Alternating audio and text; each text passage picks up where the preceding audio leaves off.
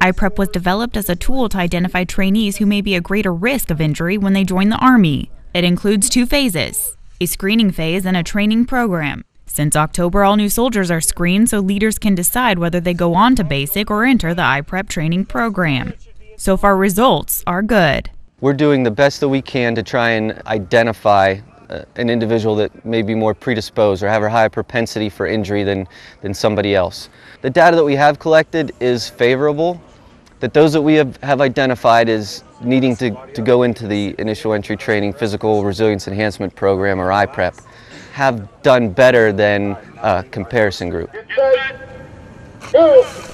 iPrep screening measures cardiovascular endurance by requiring trainees to complete a 1-mile run in under 8 minutes and 30 seconds. 305. The assessment also includes a pull-up to measure overall strength and 2 movements from the functional movement screening that are most critical to injury identification: a trunk stability push-up and a deep squat.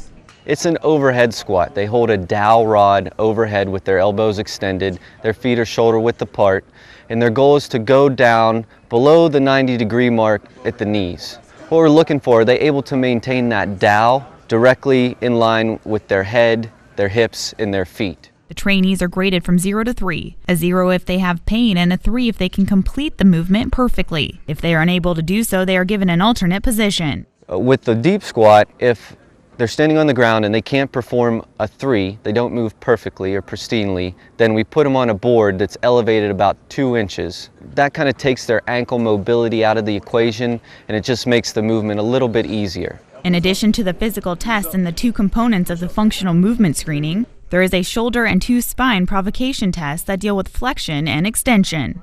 We also have 3 pain provocation tests that we look at to see if they're not reporting pain. Can we do some movements to see if the movements cause pain?